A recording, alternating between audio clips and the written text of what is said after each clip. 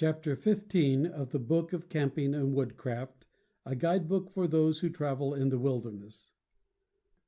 Recording by Larry Wilson. The Book of Camping and Woodcraft, a guidebook for those who travel in the wilderness, by Horace Kephart. Getting Lost, Bivouacs. Qu'est la selva selvaggia, aspra e forte.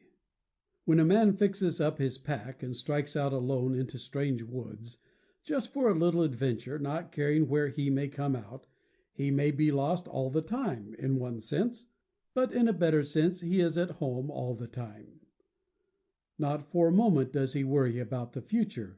He is exploring new territory. That is all. But if one sets out for a certain destination, expecting to reach it by a given time, and loses the trail, he will be anxious at once, and the longer this continues, the more it will get on his nerves. Still, we would hardly call him lost, so long as he retains a good idea of the general direction in which he should travel. A man is really lost when suddenly, it is always suddenly, there comes to him the thudding consciousness that he cannot tell, to save his life, whether he should go north, east, south, or west. This is an unpleasant plight to be in at any time. The first time that it is experienced, the outlook will seem actually desperate. Instantly the unfortunate man is overwhelmed by a sense of utter isolation, as though leagues and leagues of savage forest surrounded him on all sides, through which he must wander aimlessly, hopelessly, until he drops from exhaustion and starvation. Nervously he consults his compass, only to realize that it is no more service to him now than a brass button. He starts to retrace his steps, but no sign of footprint can he detect. He is seized with a panic and fear, as irrational but quite as urgent as that which swoops upon a belated urchin while he is passing a country graveyard at night. It will take a mighty effort of will to rein himself in and check a headlong stampede. In such a predicament as this, a man is really in serious peril. The danger is not from the wilderness, which, pitiless niggard though it be to the weak-minded or disabled, can yet be forced to yield food and shelter to him who is able-bodied and who keeps his wits about him. No, the man's danger is from himself. We hear it said that no one ever was lost for more than 24 hours without suffering a derangement of mind. This is not true. Thousands of wayfarers have been lost for much longer periods than that without losing their self-command. But it is literally true that a lost man who permits panic to conquer him is likely either to perish or to come out of the woods a gibbering idiot. If that does happen, it is the victim's own fault. There is no valid excuse for an able-bodied man losing heart from being lost, so long as he has a gun and ammunition, or even a few matches and a jackknife. I have heard old woodsmen say that there is no use in offering advice to novices about what they should do if they get lost, because a lost man is an insane man anyway, and will remember nothing that has been told him. From my own experience, I know that this is a mistake. The first time that I was lost, I was rattled and shook all over. Something seemed to tell me that camp lay in a certain direction, and I felt the same impulse to rush madly toward it that one feels to dash for the door when there is a cry of fire in a theater. But I did remember what old Barnes had told me. If you get lost, sit down. Sit down and give yourself half an hour to think it over. I sat down, and for 5 minutes could not think of anything except cold and rain and hunger. Then I got to drawing diagrams on the ground. Making no headway at this, I began considering how to pass the night if I remained just where I was. This cleared my mind, robbed the woods of their spooks, and presently I was myself again. Then the actual situation flashed upon me. I saw just how I had got into this scrape, and I knew that if I made a circuit of 200 yards radius, I would strike the trail. Before this it had seemed at least 2 miles away. Well, I found it all right. Had I listened to the demon of flight in the first place, I would have plunged into one of the worst cane brakes in all Arkansas, and might have struggled there till I died, all within 1.5 miles of my own camp. I have been lost several times since then, twice in cane brakes, twice in the Laurel, twice in flat woods, once in fog, once above the clouds, in the sense that I did not know on which side to descend an argyle or bare pinnacle of rock, and 3 times in caverns. The latter experiences were hair-raising, but the others were only incidents to chuckle over in retrospect, although I have scorched the back of more than one coat from lying too near a bivouac fire. A bad record, you will say, for one who pretends to tell others how to keep from getting lost. Well, maybe so, but the fact that I am still on deck may be some excuse for offering a little counsel as to what to do if you should get lost. I do not think that one can get the best of wild life if he does not often go it alone. Men who are interested in the guiding business may say otherwise. If one does go it alone, he may as well take it for granted that sooner or later he will get lost and have to stay out overnight or for several nights alone. There is no man, white or red, who is not liable to lose his bearings in strange woods if he is the least bit careless. If an Indian is seldom at fault as to his course, it is because he pays close attention to business. He does not lose himself in reverie, nor is his mind ever so concentrated on an object of pursuit that he fails to notice irregular or uncommon things along the way. And yet even Indians and white frontiersmen sometimes get lost. I have been with a first-class woodsman when he got mixed up on his own home hunting ground. An overflow from the Mississippi, flooding 60 miles inland, had swept away old landmarks, replaced them with new ones, and changed the appearance of the country. Then subsiding, it had even altered the drainage of the land. In fog or snowstorm, anybody can get lost.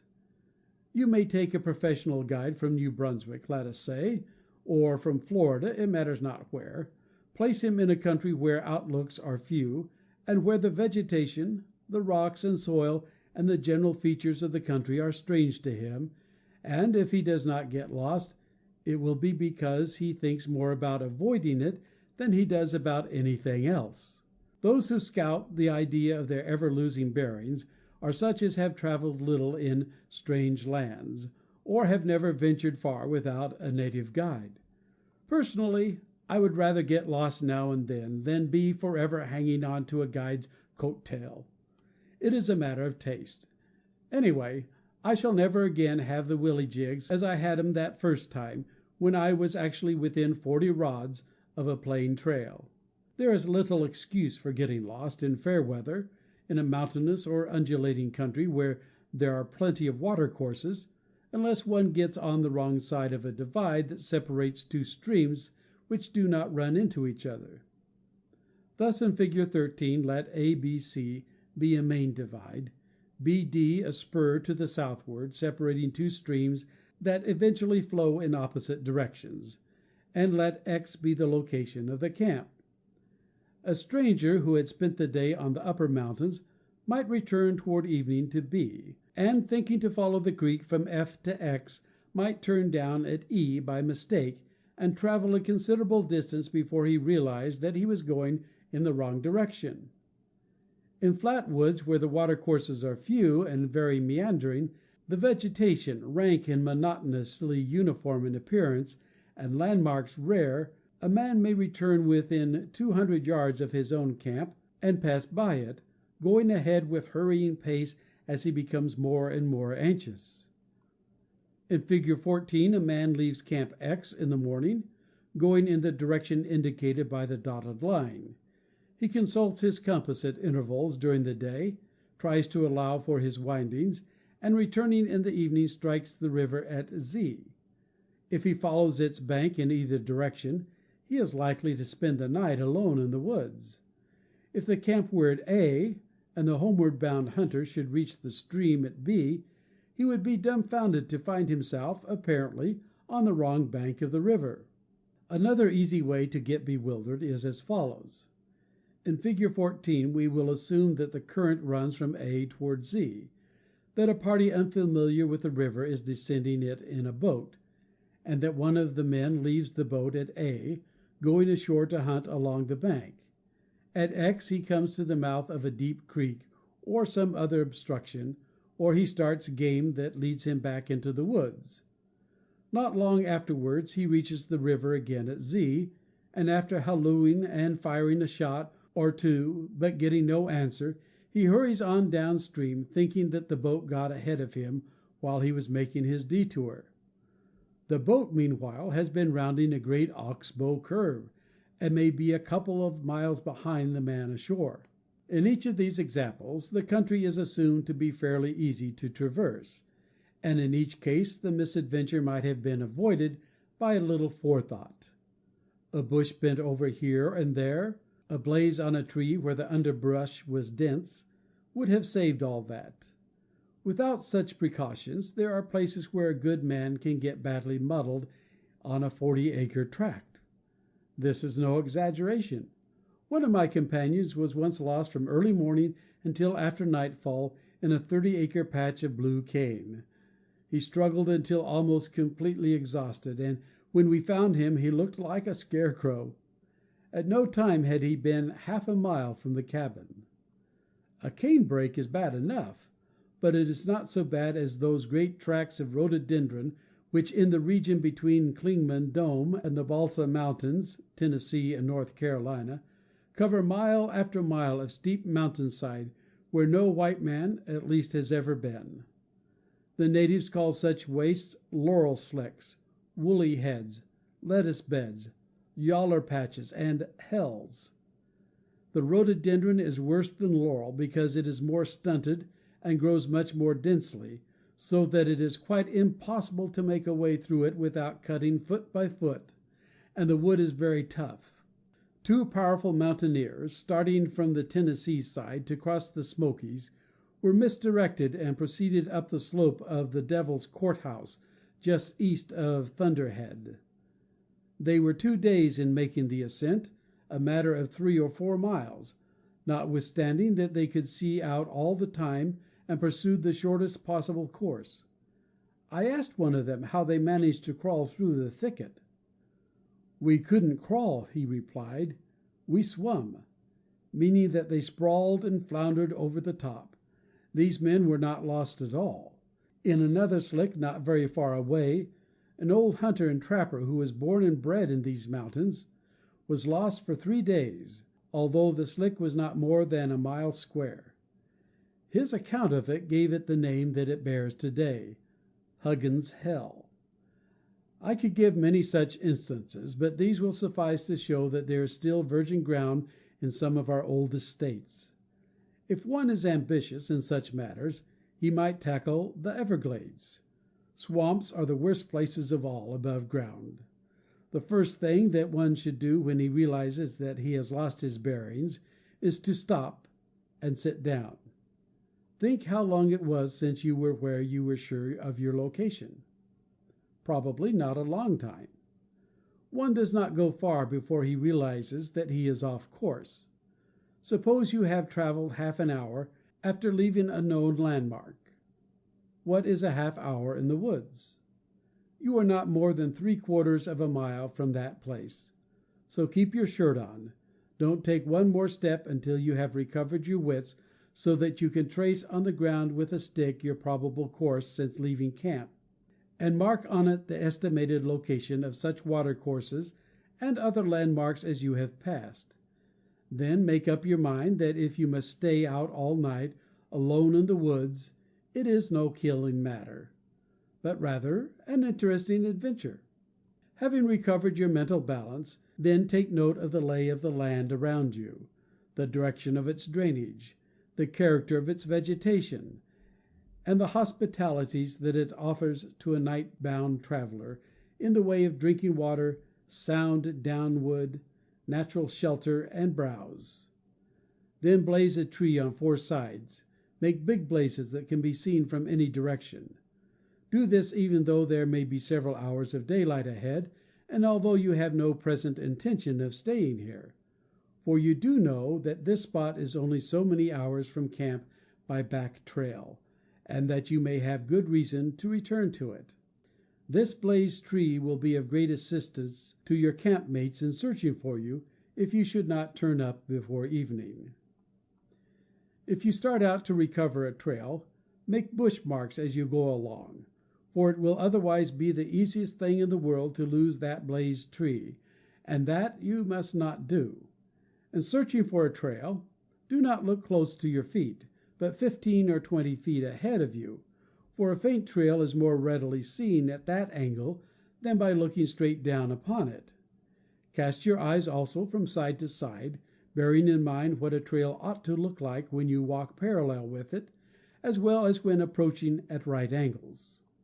But we will suppose that you find no trail. Now try to get an outlook over the surrounding country. In flat woods this will be difficult.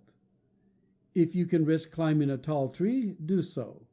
Select one that has a slender tree growing beside it from which to clamber into the limbs of the larger one. If necessary, and you have a hatchet, chop partly through one side of the slender tree and lodge it against the other. A tree trunk of large girth can be climbed by twisting a withe of hickory or other tough wood, putting it around the tree, and holding the ends. It will assist the feet if you make from some part of your clothing a strong band with a loop in each end for a stirrup. The feet should fit tightly so as not to slip through. Wet the band, fix the feet in the stirrups, spread the legs a little, get your withe in position with a good grip as high up as you can reach, then raising your legs press the band against the tree, some inches above the ground. Stand in the stirrups and so go clambering up. The descent is in reverse order. Having gained your outlook, note the compass direction of the watercourses and other landmarks, mapping them on a bit of paper, for a lost man's memory is treacherous. The courses of small streams show where the main valley lies. If the creeks are very meandering, or if their banks are very brushy, look for a divide. Decide where to go, take the compass direction, note how the sun strikes it, and descend. Now, as you travel, make bush marks and blazes along your course. Do not neglect this, for it may be important thereafter to return to the place where you first realized that you were lost. Consult your compass every 10 minutes, or oftener if the timber and underbrush are thick. Average up your windings, allow for the westward motion of the sun, and steer for your destination. Do not venture aside into one of those attractive woodland trails that, as Nessmuk says, peters out into a squirrel track, runs up a tree, and disappears into a knothole. No signs nor compass can aid a man if he does not know in what direction his destination lies. Nor is it possible to keep a course by compass when the fog is thick or a blizzard is raging. In such case, bivouac where you are and wait for clearing weather. This is no hardship in warm weather, but when the temperature is below freezing, or when an all-night rain is coming, it may put one to his trumps. Look first for a windbreak. It may be a cliff, a large rock, a fallen tree. If you cannot find one ready-made, construct one by piling up a 2-foot wall of rocks, or by driving stakes into the ground and piling against them several saplings or sticks of downwood 5 or 6 inches thick and 7 feet long. If it threatens to rain, lay some poles over this backing, slanting sharply upward and projecting over your bed, and shingle them with sheets of bark, or with browse, on top of which lay other poles to hold the roof in place. The best kinds of bark for such purpose are paper birch, basswood, slippery elm, spruce, chestnut, pignut hickory, balsam fir, hemlock, white elm, white ash, cottonwood. I have never seen a rain-proof roof of browse. If one has an axe, he can soon rive enough boards or slabs from cedar, spruce, arborvitae, ash, basswood, chestnut, balsa, or other easily split wood, to make a good shelter. Build your fire on the leeward side of this windbreak, and within about 4 feet of it, if the weather be cold. Build this fire above the level that you sleep on, for the higher it is, within reason, the more good it will do you, and the less smoke you will get. Stake a couple of backlogs behind the fire. Have ready some evergreen boughs to plant in front of you as a screen if the fire gets too hot. Now get in plenty of long poles for nightwood. Make a bed of browse or boughs in front of the windbreak, or at least lay some poles or a couple of logs there, and lie parallel with the fire. A very small fire, if it is kept up, will keep a man warm in bitterly cold weather if he lies lengthwise with it, close to it, and has browse underneath and a log behind him. Such preparations take an hour of smart work. Hence, do not struggle on until dark in the hope of finding camp. In very cold weather, build a fire first against the windbreak. After it has burned down, rake the embers forward, rebuild the fire in front, spread the boughs where the first fire was, and lie on them over the hot ground. This can be done several times alternately through the night. There is no danger whatever of freezing. If the snow is deep, you must shovel down to the ground, using the toe of a snowshoe or a riven board for a shovel. Dig out a triangular space of about 7 feet base and 8 feet long. At the smaller end, which should be downhill, build a fire. Make a bed at the upper end.